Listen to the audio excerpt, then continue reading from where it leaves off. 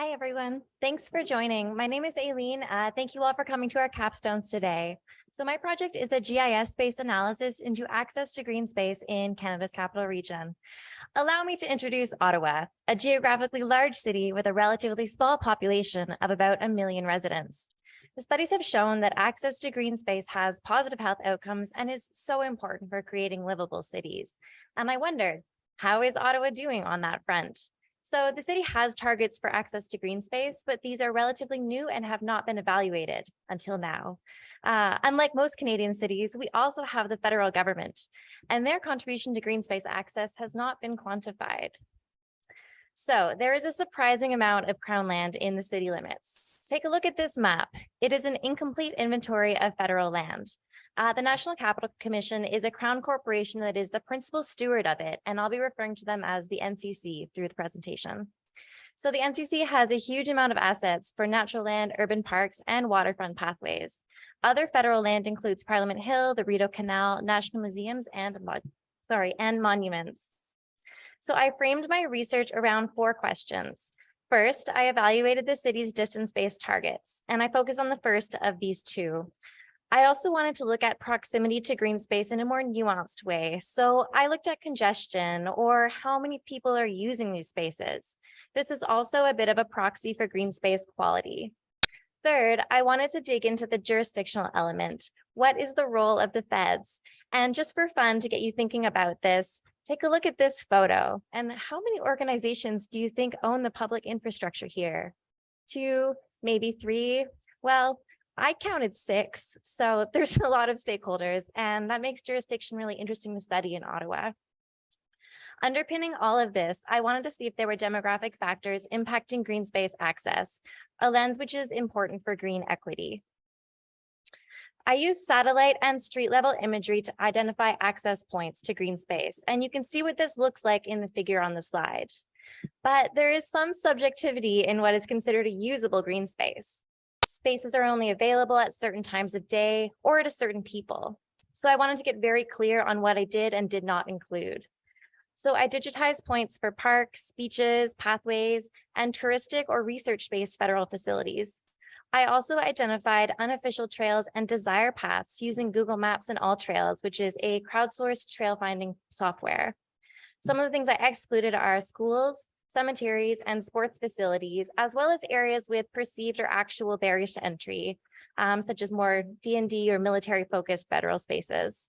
I also excluded core forest areas or wetlands where I saw no evidence of a trail. So studying publicly accessible green space means you are thinking about ownership. Previous studies have looked at green space in Canadian cities by using remote sensing to evaluate urban vegetation. But this doesn't tell you about ownership or whether the space is actually accessible or not. And a large-scale example of why this is important is Ottawa's Greenbelt. This is the largest publicly owned greenbelt in the world, and it's often considered to be entirely usable for recreation. The image on the top of the slide is the shapefile as I received it. But looking closer, there are a lot of areas that are not accessible. So there's a lot of agricultural leased land, there's some development, there's a lot of deep forest and wetlands with no trails. There's also quarries and an airport. So these are all not usable spaces. So I divided them into usable and non-usable. And looking at these maps, you can see how just looking at urban vegetation or relying on unmodified polygons could overestimate green space access. So digging into the methods, I used the smallest scale of census information to collect demographic information, which is the dissemination areas, and I calculated their centroids. I looked primarily at urban dissemination areas. I used a network analysis based on green space access points, and you can see what a service analysis looks like in the first photo. The advantage of this kind of analysis rather than a buffer is that it looks at what actual access is like based on road networks and accounts for barriers like rivers or highways. I also checked to see if the dissemination area was in or out of the service area. For congestion, I created a buffer around the DA centroids, and in the second photo, you can see what this looks like. I then calculated the green space area and centroids and divided them by the population of the dissemination area. For the equity analysis, I ran a bunch of tests on the census data for variables that have been identified through other green equity literature. Because the data was not normally distributed, I used non-parametric tests. So how is Ottawa doing? Overall, pretty good. So 77% of all dissemination areas and 88% of urban ones met the target at the 400-meter level. At the 800-meter level, we have 99% of urban DAs within that 10-minute walk of a green space. Now, that's only the first step to the target, but it's still pretty good. And so where are there not any green spaces? Here's what this looks like on a mapping level. The green is the service area, and the red dots are the DAs that do not meet the service standard. So you can see they're pretty well distributed through the city, but there are some noticeable concentrations. I looked at both the percentage and the number of DAs not meeting the target in the neighborhood because they do tell a different story. For percentage, you can see there's a lot of small neighborhoods with only one or a couple urban DAs, some of which didn't meet the target, which brought the percentage up quite high. Constance Bay, we got 3 out of 3 or 100% leading the pack in not having access. So that's fun. Over the of the numbers of DAs, Elmville, Canterbury, Stittsville, and Old Barrhaven are among the total, and it also overestimates distance. So it's less precise in total. And so what are we seeing here? We're seeing lots of good access around the Greenbelt, around the river, the canals, and also around Petrie Island. The dark greens and grays are a little hard to see, so I've highlighted some of them here for you. So these are levels with low access. There's some south of train yards in Lower Town, around Meadowlands, and also near Hunt Club. And just here's a close-up of downtown. So you can see that Glebe over at the bottom there has among the highest green space access, while Lower Town has among the lowest. So ultimately, looking at population pressure shows a much more nuanced picture of the range of park accessibility rather than just having met or not met the target. I'll come back to the high amounts in a moment. So what about the federal impact? At the 400-meter level, 59 or about 5% of the DAs only meet the City of Ottawa's targets because they can access federal green spaces. A further 14% are within that 5-minute walking distance for a total of 20% of the urban population within 400 meters of federal green spaces. Looking at the 800-meter level, the area is benefiting from both federal and municipal rise, while the individual portion falls. There are very few DAs that are only able to access federal green spaces at 800 meters, which means that municipal green spaces are pretty well distributed. Still, we are able to see that 45% of DAs are within 800 meters of a federal green space, which is more than you might expect. And so where are these green spaces with high federal access? Most of the neighborhoods are centrally located, but there are also neighborhoods along the Ottawa River Pathway, the Rideau Canal, or close to a boundary of the Greenbelt. And when I looked at the 45 DAs that were in the highest category of the congestion, which is 399 or meters square per person or more, and compared that to the federal service areas at 400 meters, I noticed that a lot of the high access green spaces are close to federal lands.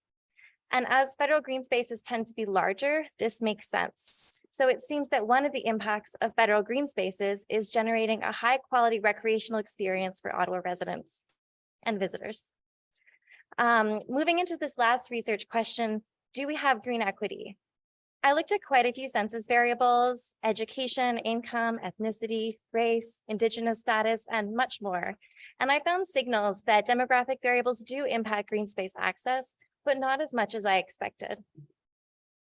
Here is a summary of the statistical analysis where results showed significance. The findings show that income, immigration, population density, dwelling type showing up as a factor in multiple tests. Further significant factors are related to education and race. For correlation, I'll note that the strength of the relationship is not very strong. So we have signals, but it's a pretty weak relationship. And correlation, of course, is not causation. So perhaps part of what these numbers are telling us is where to focus further analysis. And I wondered, maybe some of the neighborhoods level inequities are being obscured when looking at the whole city. So we've seen this graph before where I identified concentrations for low access to green space. And a cool feature in ArcGIS is that you can change the size of the point based on data. So here we are showing the portion of the is low income.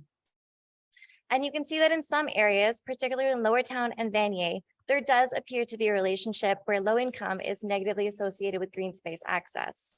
So while there are limited takeaways for demographic elements as statistically significant on a citywide level, certainly in some neighborhoods, there are inequities. And looking at areas where there are overlaps between low green space and other measures of social inequity might be a good way to prioritize where to spend limited park investment funds. So demographic factors are present but weak on a citywide level. The previous study I mentioned earlier found that being a millennial was associated with lower green space access in Ottawa, which I didn't pick up looking at average age, but is still interesting to note. We saw a greater nuance when looking at green space congestion as opposed to met or not met. And I considered population pressure as a proxy for quality, but lots of great work has been done to describe measures of quality, and building on this work to apply it to Ottawa would be beneficial. I'll note too that many areas not meeting targets do have non-public green spaces. For example, Constance Bay, none of its 3 urban DAs were in a green space service area, yet they do have great access to the outdoors in the form of an unofficial beach. These spaces are opportunities, perhaps for the city to take on opportunities or to think about partnership programs to reduce barriers and secure access over the long term. Something I found surprising is that there were quite a few DAs in suburban areas with low access to parks. And some of these are bordered by farmlands in the Greenbelt. To my earlier point about overestimating recreational access in the Greenbelt, it's possible that some planners thought these areas had better access than they actually do. Of course, simply seeing vegetation does provide some benefits, such as cooling daytime temperatures, mitigating air pollution, and there are associated health outcomes to those things. But at the end of the day, they are not public spaces and therefore wouldn't meet the targets. To close up, I have recommendations for both the City of Ottawa and the MCC. For Ottawa, you can see the image on the top of the slide. The East Industrial area has a high concentration of people not meeting the 400-meter target. And it's also very gray from a satellite. So you have high amounts of impenetrable surface and low canopy cover. I suggest to develop a greening strategy for this area and for the surrounding neighborhoods. Second, to include targets in future green space plans and secondary plans to look at congestion and green space quality. Especially with congestion, this can help guide decisions on where neighborhoods can support intensification while maintaining quality green space. Third, I suggest to start a partnership and purchasing programs. An example is near Canada Lakes, where there is a golf course subject to a development application.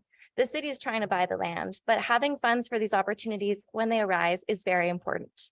Schoolyards are also great sites for partnerships to clarify who can access these spaces and when. For the NCC, the first is pretty simple, is to update the land use designation shapefiles that are publicly available to include data on which spaces are publicly available and which are not.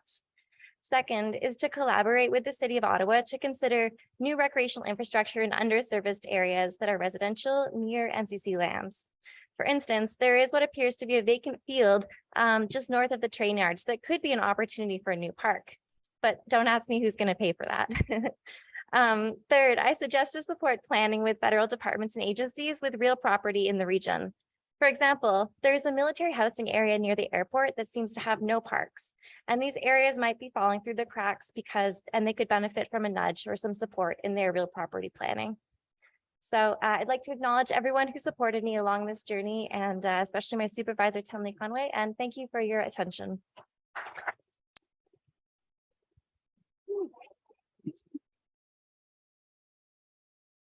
Thank you. Thanks, Aileen. So I think we have Nick Stow from the City of Ottawa online. Nick, would you like to open the question period for us? Yes, thank you. Thank you very much. I did want to ask if you could go back over how you established access. What was your criteria? Sure. What were your criteria for access points? Yeah, so the criteria would be that the ownership was public. And so you can see where the inclusions and exclusions table that I created. And I mean, some education is public in Canada, and so some of these spaces could be considered public, but of course there are barriers, and schoolyards are not for the general public, they're for a specific subset of the general public. So that sort of thing I didn't include. Yeah. Okay, and did you digitize the access points yourself? I did. Yes, I did. It took a long time. Yeah, I got about 5,012. Yeah, happy to share that data too. Okay. So there, it's fun. It was like playing detective. There was a lot of like zooming in and being like, "What are you?" You know, on various vegetated fields. Yeah. Right. Yeah. Well, I'll just add, great presentation. We really appreciate this work, and I certainly would hope to get the results from you and to talk with you some more about them. The results that you found do tend to agree with what we have found in our own analyses. So that's good to see. You know, that I guess overall we seem to do pretty well, but we could do better. And it's important to work with our colleagues at the National Capital Commission. So all of that's very useful to us. Thank you very much. Thank you. Great, thank you. Tenley, you're with us online as well, I believe. As Aileen's supervisor, I'll let you ask the next question. Okay, thank you. So really great presentation, and I just want to applaud you for doing a tremendous amount of work. So as implied by asking whether you digitized all of those access points, you know, that is an impressive endeavor that you did all 5,000 of those and over a relatively short period of time. And maybe I'll ask a question about that. So, you know, I think that it was really, I think it was great that rather than just looking at the total area of green space, you really focused on if and more specifically where people could be accessing it. And I was wondering what your thoughts were in terms of increasing overall access to green space. How much increasing the number of access points, particularly along some of the linear green spaces that exist within Ottawa, would improve sort of meeting the benchmark of that 400 meters to the nearest green space, or if the places where you are not seeing that benchmark met are primarily because there just isn't a green space there, or a green space as you've defined it. I would say it was more of the latter, because my analysis took into account desire paths where I found them. Sometimes people create their own ways to get to these spaces, and certainly a lot of the linear parks that Ottawa has do have a lot of official access points, as well as new ones that have cropped up as people go to use those spaces. And so I think a lot of the opportunities lay in clarifying how and when folks can access areas that are already existing as green, kind of in the second column, I would say. Okay. And then I know you didn't do this, but I was wondering, you know, if you did include things like schoolyards, do you think that would address or increase sort of the access to green space in, again, in the underserved places that you've identified? And maybe on a related, and I'm just not that familiar with Ottawa, do schoolyards actually, you know, tend to be green or vegetated? Or do they tend to be maybe more like some of the ones in Toronto, which are, you know, paved over open spaces? I would say they're pretty good. Ottawa's pretty green. I mean, we haven't had the same kind of participation with the school board, as far as I'm aware, in terms of mapping canopy cover and that kind of thing. But most of the schoolyards that I can think of are pretty vegetated. Maybe not all of them, but that answers that part of the question. In terms of the underserved area, one of the reasons I wanted to highlight the industrial area in the east is because that seemed to be one of the spaces that even with things like schools, you're not seeing the appropriate levels of green space access. So I think that is an area of opportunity, especially because it's bordered with the more work-focused employment center area. Great, thank you. Yeah, and I'll just end by saying, you know, I really appreciated how carefully you thought about what you included as green space and how you defined accessibility. So overall, great job. Thank you. Thank you. Wonderful. Are there any questions in the audience? I think we have time for one or two more. Online? No? Okay. All right. I think we can transition to the next presentation. Thank you so Thank much, you. Aileen. That's great work.